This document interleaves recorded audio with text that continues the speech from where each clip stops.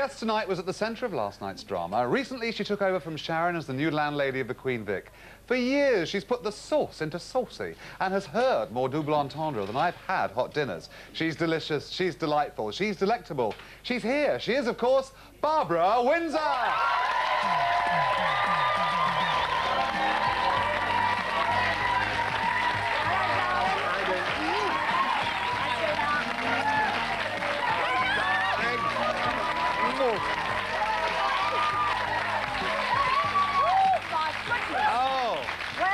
Wasn't she a goer? Absolutely. There've been so many men in her life. We won't talk about yours then, will we, Barbara? No, of course not. We I'm won't. a novice we compared won't. to that, darling. But listen, we were gripped by last night's Oh, wasn't it episode. marvellous? We were absolutely gripped. Now, I mean, you're the mum there. Yes. Now, do tell me, we all want to know. What? Are they going to get back together again, do you think? Oh, I don't know. I mean, as Peggy, no. No. Oh, no, because... Is it likely to happen, though, anyway, despite Peggy's feelings about the matter? You just don't know. I mean, dear Tish Dean, who plays the lovely Sharon, I mean, she has gone out into that great new world, hasn't she? Yeah. And seen what's going to happen. And I suppose, I don't know, really, because I've got this thing about soaps like EastEnders, Coronation Street, Emmerdale. They're the stars, Brookside, aren't they? And anybody can go, and I think they carry on, don't they? Yeah. Now, you're the mum of two sons in there. And they lovely. They are like, do you have a favourite? Is anyone... come on, be honest. Now, tell us, which one do you prefer, Grant or Phil? I can't say. I love them both, I really do. I feel sorry for Grant because he has all this soreness, all this aggravation, doesn't he? But, and he's tougher, I think, now, Phil, isn't he? Yeah. He is tougher out of the two. But I just love them, they're smashing. And actually, I feel, sometimes I do feel quite mumsy towards them. Do you? Yeah. A bit maternal there, Barbara. Just a little bit, now, the other thing I was Only when I'm you, as Peggy. Now, I mean, I remember you very early on. Well, I know you. I know of old. I know this one of old. I do.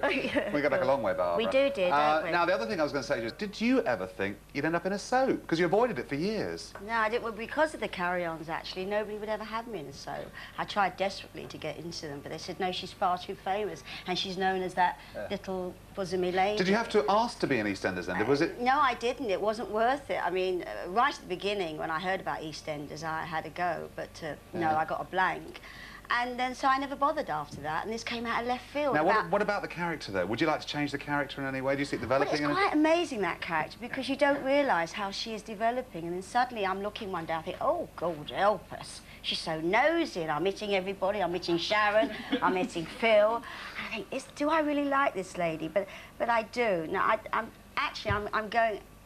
I get very nervous talking about EastEnders because I still feel the new girl. I've only been doing it 9 months, and I have to say, and this is not a load of old bull, I'm so proud to be a part of that show. Yeah. It's just wonderful. So I don't care how the character goes, I'm just happy to be there. What's it like, having worked at L Street on doing movies years ago, going back there now? Well, it's very different. It used to be so glamorous. I mean, you'd meet your Gregory Pecks. I don't suppose anybody remembers Gregory Pecks. Well, you know, I do. Oh, yeah. Very glamorous and Rolls Royces, and now it's Grange Hill, EastEnders. But what is nice, they do Top of the Pops, which is lovely on a Wednesday, so I wander in, don't they? Don't I? See if I can see. Well, I'll see you there next week, then. Paul Young or someone like that. Why? I'm doing it next Barbara. week. Can I come on the... Yeah, come and sing a song. Barbara, you're a woman of the world. Oh, I hope so.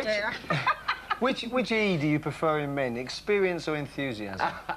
Well, they both help, darling, that's all. Especially at my age, actually. But well, he's been waiting to meet you all day, actually. He wants to know, you know... I like athletics.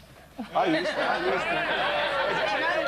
Do you know I met last week? He was lovely, Roger Black. Oh, he's a great bloke. Oh, he's smashing. Oh, he's one of my favourites. He was really, really lovely. There you go. Well, I've got something to tell you now, Barbara. What, dear? Now, you mentioned Top of the Pops, and I am doing it next week, and you could come along as well, because, as it happens, does this ring any bells? It says, don't dig Twiggy. Oh, goodness me! I thought that got buried years ago. Don't dig Twiggy. Oh, my goodness. She's all angles. Yes, I woo! Oh! Oh, my goodness! Twiggy and export. Oh, I love it! Oh, don't I look lovely there? Gorgeous.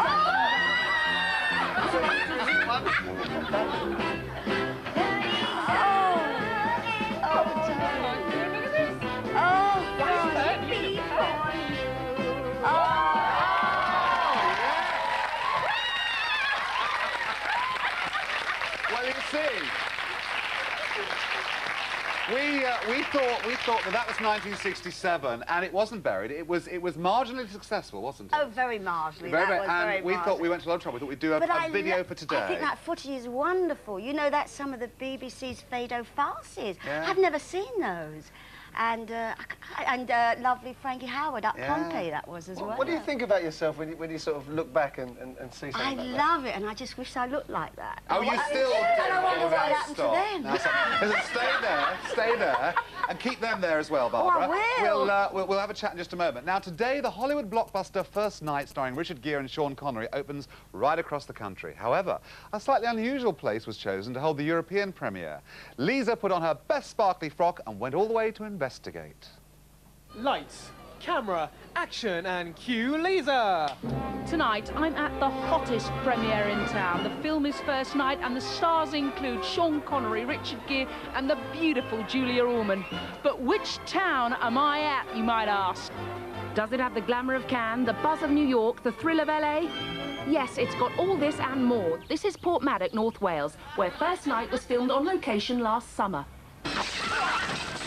First Night is an epic tale of a tragic love triangle in golden Camelot. Sean Connery as King Arthur, Richard Gere as Lancelot, and Julia Ormond as Queen Guinevere. And introducing nightclub doorman Tommy and Charlie, retired trading standards officer Mr. Pugh, and retired plant manager Mr. Jim Williams. Yes, when First Night hit Portmaddock, some starstruck citizens queued for almost 4 hours to get a part in the movie. What was your role in First Night, then? I was a goodie, I was a Royal Guard. And what was your role? Well, mine was one of the baddies that had to keep these fellas pinned down as much as we could. Well, I played the part of a townsman. I was an extra. But Portmaddock's biggest star is Mr. Jim Williams, who brought great depth to his role as townsman. Mr. Williams, would you like to take a seat? Thank you. Thanks very much for sparing us some time. Right. Thank you very much. The director, Jerry Zucker, had a great success with Ghost. How did you find working with him? Oh, he was very, very professional, and his orders were very directive, and you know, there was quite a lot of discipline. Anthony Hopkins is another great Welsh actor. Has he had any influence on your work? Yes, he's a very, very, very good actor. Yes, I think very highly on of course. He's Welsh. Film sets are notoriously hotbeds of passion. Did you fall in love with Julia Ormond? Yes. Almost. She was a very attractive girl. Very, very attractive.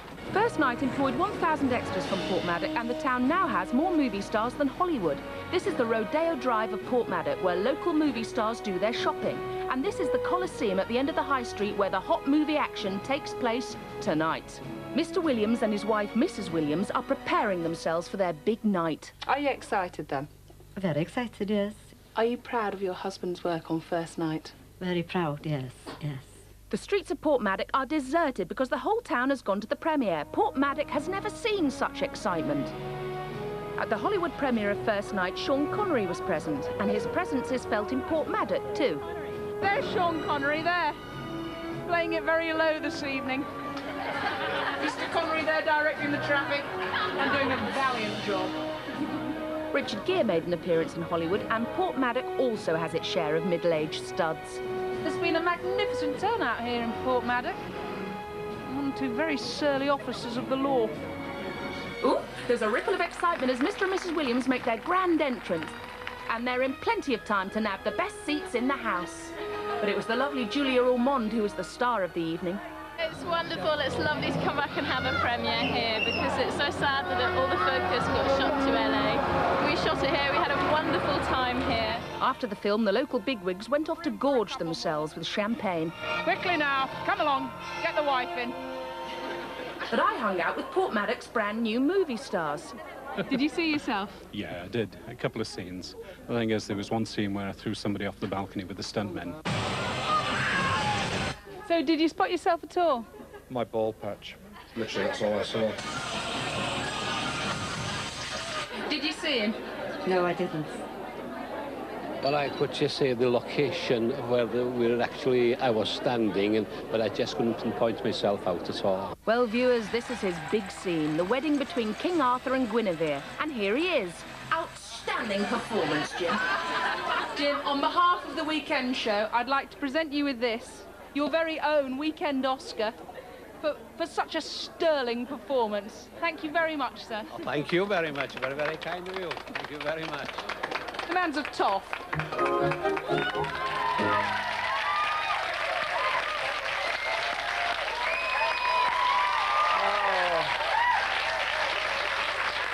Lisa, I have to say, you look like the real star there. I mean, you look gorgeous. You were the one there that you should have been on the red carpet doing the business there, I think, really, to be honest with you. Well, I sort of was, wasn't it? I know I had done. I thought it would be a bit more jazzy than it was, but, you know. Well, these reports are just halfway to your BAFTA. I just feel I can sense Honey, you're so kind. No, I know, darling. Now, listen, tell me, what you, happened? What was the best thing about the trip? That night, we were working till 12, so we stayed over in a hotel. The next morning, I've gone down for breakfast, and I've ordered 2 poached eggs, because the woman next door's got 2, and I thought they look nice. So I've had 2, and as I'm looking out the window, there's this lovely, playful squirrel scampering around the garden. And the waiter's come up, and he's just said, oh, that's the pet squirrel. You know, we encourage the guests to go and feed it tidbits, things like that. I'm like, well, how charming. And in the time it's taken me to go down on, get a couple of poached eggs in my gob, there's a cat come from nowhere and murdered the squirrel. No! Oh, it was terrible. I mean, I hope it isn't dead. Apparently it was in a box when I left. The cat was called Cheeky. Imagine that. And it was too. Oh, my goodness. Well, moving on very swiftly, I think. Barbara, you're watching that with interest. Yeah, and film she's not premieres... very posh, did she? She's not very glam. If you were there at a premiere, you'd be all the spritzed up, wouldn't you? Yeah, I mean, would she have dressed like that in Hollywood at the Oscars or in a big London premiere? I don't What's the think best she did it premiere proud. you've been to? Well, I've been to lots of premieres. You know the one about the East End. We won't go through all that one, will we? But there was one in Manchester I went, it was Carry On Camping, and it was a midnight matinee in Manchester, and my escort was Charlie Autry. I mean, you know, Charlie Autry. And we arrived, and as we got out of the car, I'll never forget, we got out, and we were a bit nervous in Manchester because we all thought we're London, you know, West End and all the rest of it. But we got all these cheers. Hey! And I said, oh, we're going down very well, Charlie. And they weren't cheering us at all. It was Georgie Best behind us because it was Manchester United. And there was all these girls throwing knickers and everything at him. I mean, he is a dish. He still is, isn't he? You know. And I said to Charlie, oh, dear, we're not going down very well, are we? He went, what do you think? We're in Manchester. Let's go and have a sherry. And you did. Yeah. And you did. Actually, Carry On Camping, that was one where the bra flew off, wasn't it? That famous clip. Haunt me forever. Will it haunt you forever? Yes, it will. But I'm rather proud of it because it's in the 100 best clips. Good, because you just so happen to have There's a stay with us, more to come. Listen, on Monday, farmers from all over Britain descended upon Stoneleigh and Warwickshire for the Royal Show to sample the latest gadgets, gimmicks and balmy ideas to hit country life. But amid all the high-tech gadgetry, there are some theories that are failing to put to the test, as Daly's about to tell us. This is the International Agricultural Exhibition, Europe's premier farming event. It's where science meets nature. This is a sexy new way to round up sheep. And for the ultimate in pest control, try this little baby. But amongst all this, one thing is missing. According to 2 farmers, the scientific advances they've made have been ignored. Dairy farmer Rob Warren and hops grower Dave Vernon believe that the secret of fabulous farming is music. If the radio isn't on, very often the cows won't come in. No music, no milk. With the use of music, they come in willingly to be milked. It has a calming effect on the cows, and they release their milk much more willingly. I remember one particular cow that was very keen on T-Rex and Mock Berlin, and she would come into the parlour first of all, and if his record was on, she would be first in, and then go and sit underneath the window, sort of rocking away to it afterwards. And nobody else could move her at all. She was absolutely hooked on the radio.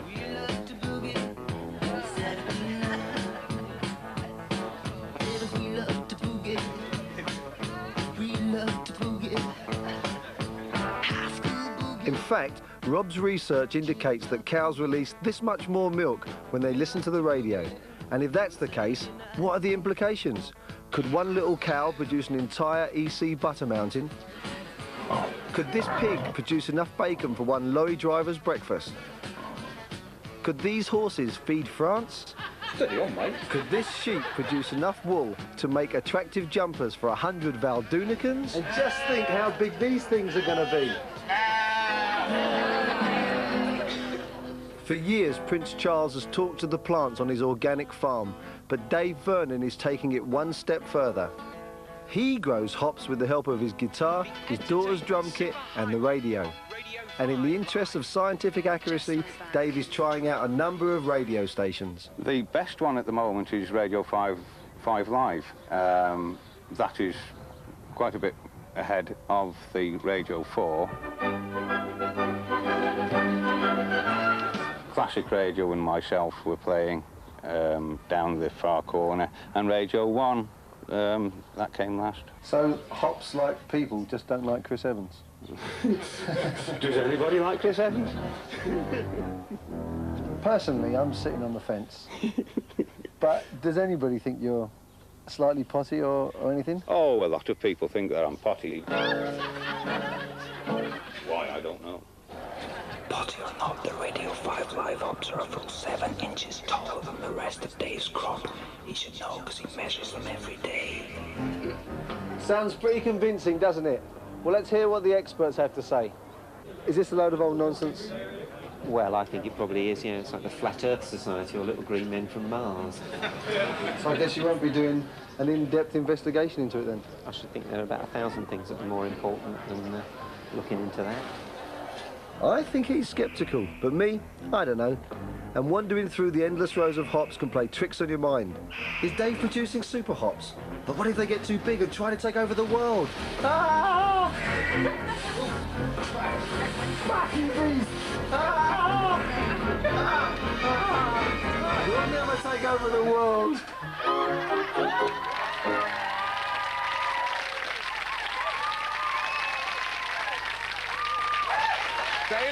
Daily, you should be ashamed of yourself. I am. Acting. With the brushes. Oh, please. Ooh, and the eyes going up. Ooh. But you know, Dave, he does. He gets out there every single day and measures all his hops, and he's as crazy as he looks. Wouldn't you? Yeah. What were you like at the end there, day of the Triffids? Well, I tell you what, I'm not going to do it again because the next day I was all covered in rashes and everything. I'm allergic to them, I think. Well, I've got something for that, Daly. I'll sort you out later, don't worry.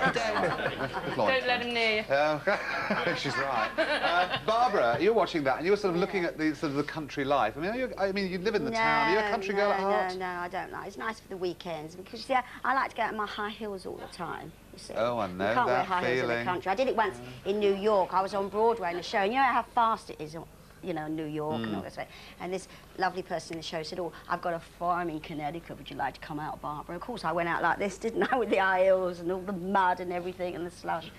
No, not for you. I'm West Endy. Yeah, absolutely. I'm with you on that one. I'm with you on that one. Always then, yeah. You're going to love the next thing, I promise good. you. So many surprises. I tell you. Well, it's not to do with you, but you're going to enjoy it anyway. Yeah, no. Now it's time to turn the clock back once again with Daly. Thank you very much, my little chickadee. It's that time to reveal somebody's magical but marginal contribution to modern-day life. So see if you can guess what this dog's claim to fame is. Did your claim to fame occur in 1989? Did it happen on television? Can you give us a clue? OK, let's see what your claim to fame is.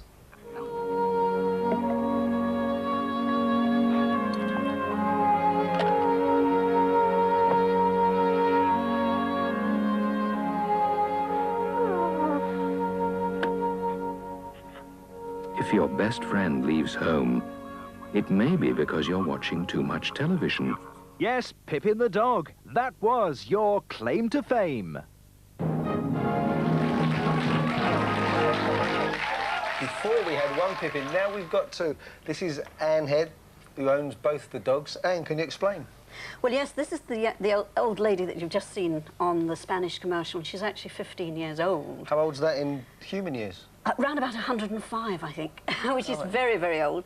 And this young man is her grandson, and he's taking over from her now. She's in retirement, really. All right, we saw Pippin one in the Spanish commercial. That's what right. was all that about? Well, that was actually made for Spain, and it was intended as a public service film to encourage children not to watch too much television. But it had the reverse effect because people were turning on the television to watch the commercial that was telling them not to watch too much TV. All right. Well, Anne, thank you very much for bringing Pleasure. both Pippins along. And, Pleasure. And for sharing their claim to fame. I'd like to give them and you a weekender. Thank you very much. Wow, look at that.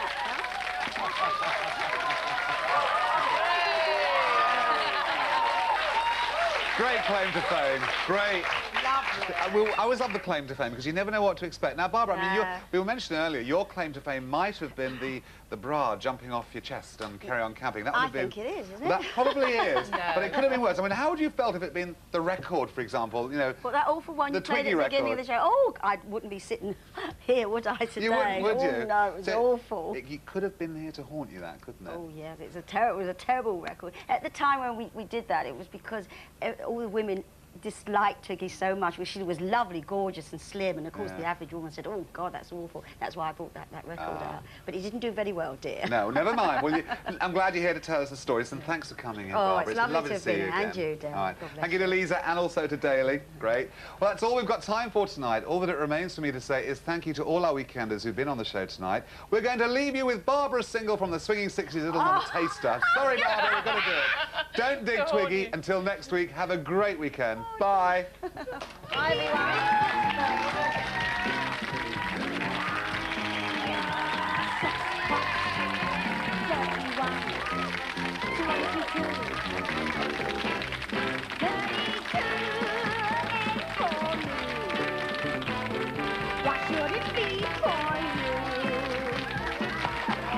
Have a lovely weekend.